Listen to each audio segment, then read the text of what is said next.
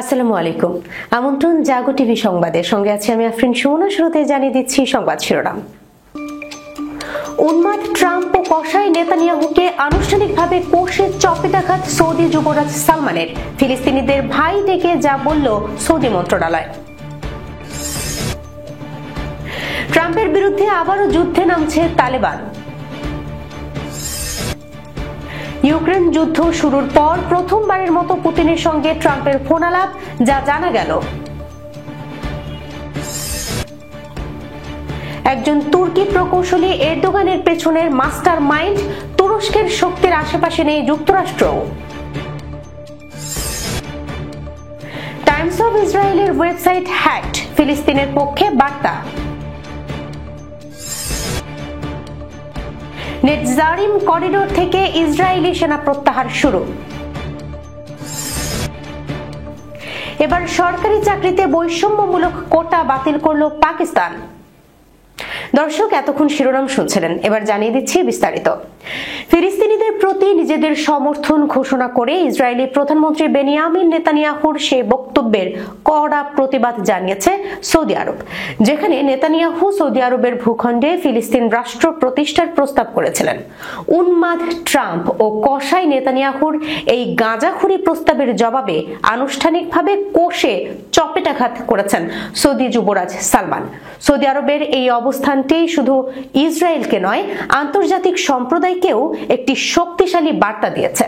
এছাড়া সৌদি আরবের পররাষ্ট্র মন্ত্রণালয় এক বিবৃতিতে বলেছে, তারা গাজায় নিরীহ ফিলিস্তিনি ভাইদের বিরুদ্ধে ইসরায়েলি দখলদারদের দ্বারা সংঘটিত ক্রমাগত অপরাধ, যার মধ্যে জাতিগত নির্মূলের ঘটনাও অন্তর্ভুক্ত, তা থেকে মনোযোগ সরিয়ে নেওয়ার লক্ষ্যে দেয়া এমন বিবৃতি দৃঢ়ভাবে প্রত্যাখ্যান করেছে। বিস্তারিত সিদ্দিকুর রহমানের রিপোর্টে।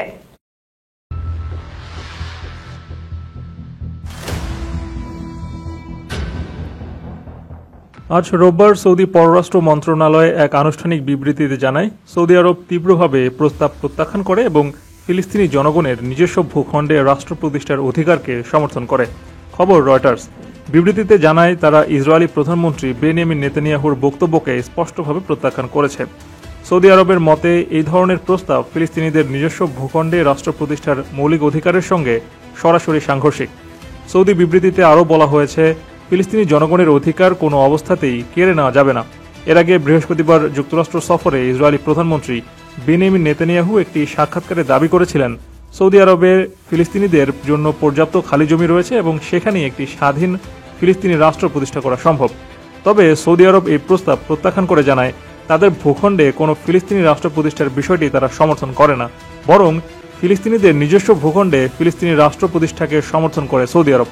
এ বিষয়ে সৌদি আরবের পররাষ্ট্র মন্ত্রণালয় এক টুইট বার্তায় আরও স্পষ্টভাবে জানায়, ফিলিস্তিনিদের স্বাধীনতার অধিকার এবং তাদের নিজস্ব ভূমিতে রাষ্ট্র প্রতিষ্ঠার প্রতি সৌদি আরবের সমর্থন কখনোই পরিবর্তন হবে না।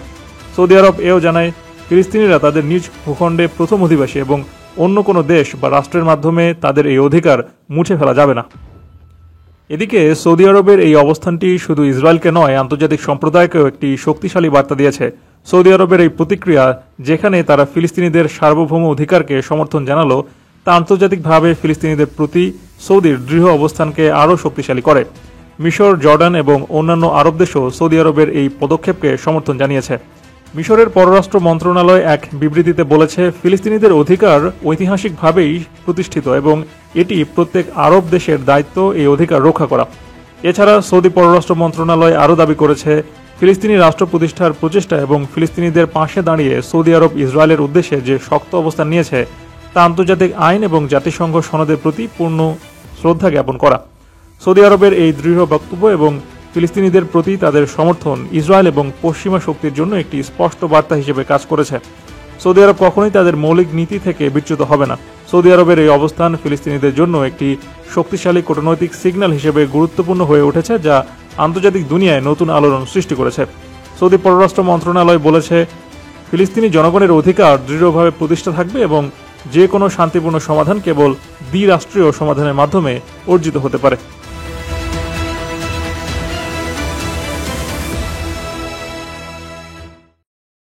ট্রাম্পের বিরুদ্ধে আবারও যুদ্ধে নামছে তালেবান। ক্ষমতায় বসে ট্রাম্প প্রথম তালেবানের দিকে চোখ দিয়েছে। ঘোষণা দিয়েছেন, তালেবান যদি আফগানিস্তানে থাকে, আমেরিকার অস্ত্র ফেরত না দেয়, তাহলে তাদের সমস্ত আর্থিক সহযোগিতা বন্ধ করে দেওয়া হবে ও যথাযথ ব্যবস্থা নেবেন। ট্রাম্পের এই ঘোষণার পরেই এশিয়ার একটি নতুন সংশয় তৈরি হয়। আফগানিস্তান কি আমেরিকার কথা মতো অস্ত্র জমা দিয়ে দিবে, নাকি নতুন করে আবার কোনো সংঘাত এই এলাকাতে শুরু হবে? তালেবান সরাসরি যুক্তরাষ্ট্রের এই দাবি প্রত্যাখ্যান করেছে। তারা বলেছেন, তারা কোনোভাবেই তাদের কাছে থাকা অস্ত্র যুক্তরাষ্ট্রকে ফেরত দেবেন না। তবে একই সাথে তারা বলেছেন, আমেরিকার সাথে স্বাভাবিক সম্পর্ক রাখতে তাদের কোনো আপত্তি নেই। তালেবান এর পররাষ্ট্র মন্ত্রণালয়ের মুখপাত্র আব্দুল বাহার বালকি বলেন, যুক্তরাষ্ট্র এবং ন্যাটো যেসব অস্ত্র আফগানিস্তানে রেখে গিয়েছেন, সেগুলো এখন আফগানিস্তানের নিজস্ব সম্পদ। এগুলো কোনোভাবেই ফেরত দেওয়া হবে না। এখন দেখার বিষয় যুক্তরাষ্ট্র তাদের পরবর্তী পদক্ষেপ কি নেবে।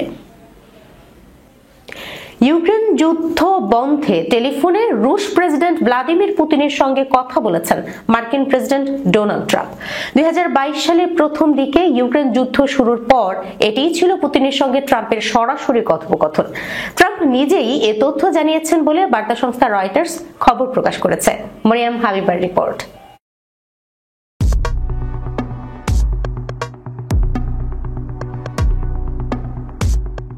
রয়টার্সের প্রতিবেদনে বলা হয়েছে, গত শুক্রবার মার্কিন প্রেসিডেন্টকে বহনকারী উড়োজাহাজ এয়ারফোর্স ওয়ানে বসে ট্রাম্প তাদের ওই সাক্ষাৎকার দিয়েছেন। প্রেসিডেন্টকে প্রশ্ন করা হয়েছিল, তিনি কতবার পুতিনের সঙ্গে কথা বলেছেন। জবাবে ট্রাম্প বলেন, এই প্রশ্নের জবাব না দেওয়াই ভালো। পুতিন মানুষের মৃত্যু বন্ধ হওয়া দেখতে চান। এ বিষয়ে জানতে ক্রেমলিন এবং ওয়াশিংটনের সঙ্গে যোগাযোগ করা হয়েছিল, কিন্তু কারো কাছ থেকেই সাড়া মেলেনি।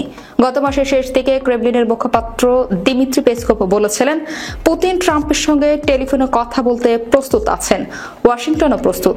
এমন কথা শোনার অপেক্ষায় আছে মস্কো। শুক্রবার ট্রাম্প আরো বলেছেন, ইউক্রেন যুদ্ধের অবসান নিয়ে আলোচনার জন্য তিনি খুব সম্ভবত আগামী সপ্তাহে দেশটির প্রেসিডেন্ট ভলোদিমির জেলেনস্কির সঙ্গে কথা বলবেন। আগামী 24 ফেব্রুয়ারি ইউক্রেনের রাশিয়ার হামলার তৃতীয় বার্ষিকী। এই যুদ্ধে কয়েক হাজার মানুষ নিহত হয়েছেন।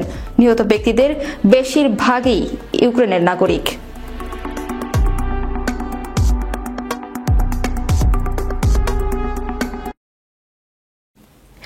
এরদোয়ানের পিছনের মাস্টার মাইন্ড তুরস্কের শক্তির আশেপাশে নেই যুক্তরাষ্ট্র। সম্প্রতি তুরস্ক ড্রোন নির্মাণে সারা পৃথিবীতে আলোড়ন সৃষ্টি করেছে। তাদের তৈরিকৃত বাইরাক্তার TB2 এবং আকিনজি ড্রোন পুরো পৃথিবীতে আলোড়ন সৃষ্টি করেছে। এমনকি খোদ যুক্তরাষ্ট্রের ড্রোনগুলোও তুরস্কের ড্রোনের তুলনায় দুর্বল, যদিও সার্বিকভাবে তারা যুক্তরাষ্ট্রের সামরিক শক্তির থেকে পিছিয়ে রয়েছে। বিস্তারিত প্রতিবেদনে।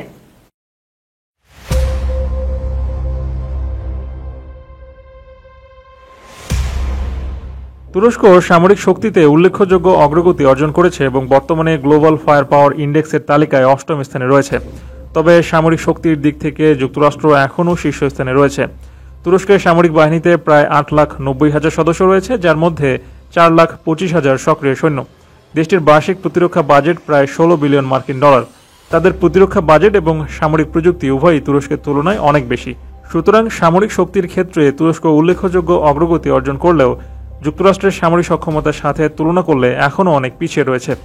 এরদোগানের এই অবদানের পেছনে যার নাম সবার আগে আসে, তিনি হচ্ছেন সেলজুক বাইরাক্তার। সেলজুক বাইরাক্তার একজন তুর্কি প্রকৌশলী, পাইলট এবং ব্যবসায়ী, যিনি তুরস্কের প্রথম স্বনির্মিত সশস্ত্র ড্রোন বাইরাক্তার TB2 এবং প্রথম মানববিহীন যুদ্ধবিমান বাইরাক্তার কিজিলেলমার নাশকতাকারক হিসেবে পরিচিত। তিনি বাইরাক্তার টেকনোলজি কোম্পানির চিফ টেকনোলজি অফিসার এবং তুর্কি টেকনোলজি টিম ফাউন্ডেশনের প্রতিষ্ঠাতা চেয়ারম্যান। 1979 সালে ইস্তাম্বুলের সারইয়ের জেলায় জন্মগ্রহণ করা সেলজুক বাইরাক্তার ইস্তাম্বুল টেকনিক্যাল ইউনিভার্সিটিতে ইলেকট্রনিক ও কমিউনিকেশন ইঞ্জিনিয়ারিংয়ে স্নাতক অর্জন করেন। পরে তিনি পেনসিলভেনিয়া বিশ্ববিদ্যালয় এবং ম্যাসাচুসেটস ইউনিভার্সিটি অফ টেকনোলজি থেকে স্নাতকোত্তর ডিগ্রি অর্জন করেন। তুরস্কের প্রতিরক্ষা শিল্পে তার অবদানের জন্য তিনি বিশেষভাবে প্রশংসিত। তার নেতৃত্বে Bayraktar company Bayraktar TB2 drone তৈরি করে, যা বিভিন্ন দেশের সামরিক কার্যক্রমে ব্যবহৃত হচ্ছে। ব্যক্তিগত জীবনে সেলজুক বাইরাক্তার তুরস্কের রাষ্ট্রপতি রিসেপ তাইয়েপ এরদোগানের কন্যা সুমেইয়ে এরদোগানের সাথে বিবাহ বন্ধনে আবদ্ধ। তার উদ্ভাবনী কাজ তুরস্কের প্রতিরক্ষা সক্ষমতা বৃদ্ধিতে গুরুত্বপূর্ণ ভূমিকা পালন করেছে এবং আন্তর্জাতিক পর্যায়ে তুরস্কের প্রযুক্তিগত অগ্রগতির প্রতিফলন ঘটিয়েছে।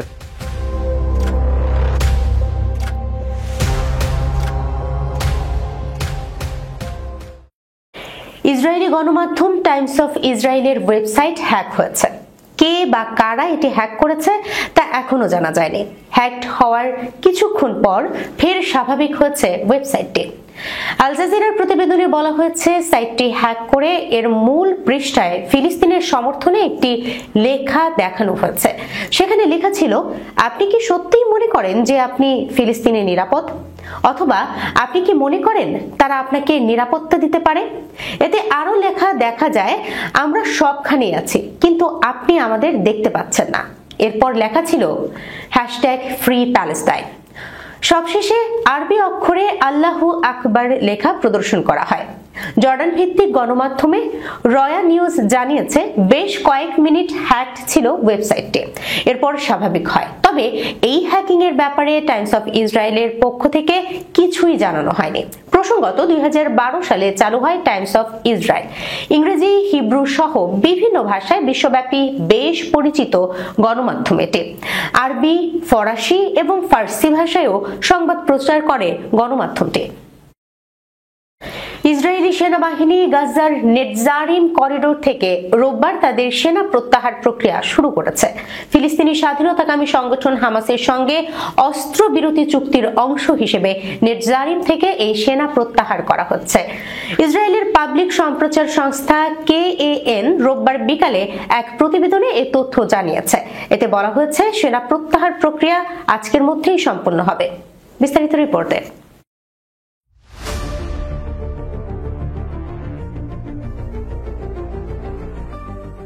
ইসরায়েলি সেনাবাহিনী গাজার উত্তর অংশ থেকে দক্ষিণ অংশকে আলাদা করতে মূলত এই নেটজারিম করিডোর তৈরি করেছিল, যাতে বাস্তুচ্যুত ফিলিস্তিনিরা আর নিজেদের ঘরে ফিরতে না পারে।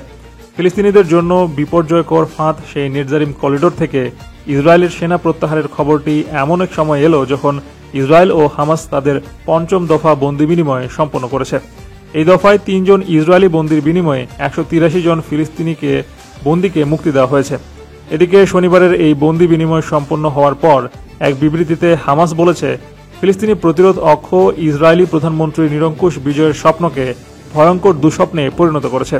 বিবৃতিতে প্রায় 200 ফিলিস্তিনি বন্দির মুক্তিতে উচ্ছ্বাস প্রকাশ করে বলা হয়, এই ঘটনায় ইহুদিবাদী ইসরায়েলের অপরাজেয় থাকার মিথ্যা স্বপ্ন ধুলায় মিশে গেছে। এর আগে ইসরায়েলি জিম্মিদের হস্তান্তরের প্ল্যাটফর্মে লেখা বার্তায় বলা হয়, আমরাই ঝড়, আমরাই আগামী দিন। এর মাধ্যমে হামাস তেল আবিবকে এই বার্তা দিয়েছে যে গাজা আজও যেমন হামাসের নিয়ন্ত্রণে আছে তেমন ভবিষ্যতেও তাদের নিয়ন্ত্রণে থাকবে। অন্যদিকে 3 ইসরায়েলি জিম্মির মুক্তির পর হামাসকে আবারও নির্মূল করার হুমকি দেন ইসরায়েলি প্রধানমন্ত্রী বেনিয়ামিন নেতানিয়াহু। সেই সঙ্গে হামাসের হাতে থাকা সব জিম্মিকে ফিরিয়ে নেয়ার কথাও উল্লেখ করেন তিনি। এক ভিডিও বার্তায় নেতানিয়াহু বলেন, আমরা হামাসকে নির্মূল করব এবং আমাদের জিম্মিদের ফিরিয়ে আনব।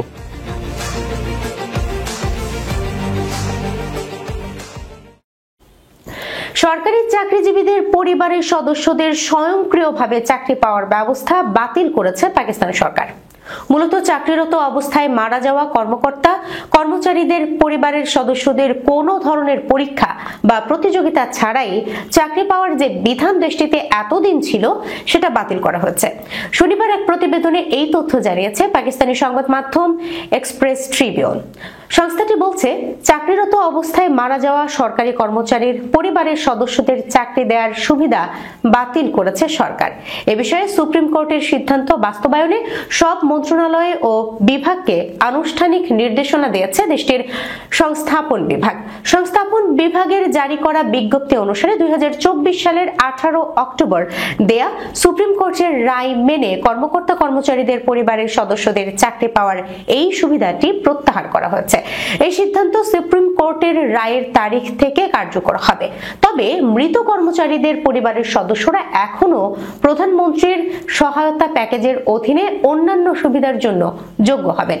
স্মারকলিপিতে স্পষ্ট করা হয়েছে, সন্ত্রাসী হামলায় প্রাণ হারানো আইন শৃঙ্খলা বাহিনীর সদস্যদের পরিবারের জন্য এই সিদ্ধান্ত প্রযোজ্য হবে না। এছাড়া সুপ্রিম কোর্টের সিদ্ধান্তের আগে সম্পন্ন করা নিয়োগগুলোও এই রায়ের কারণে প্রভাবিত হবে না।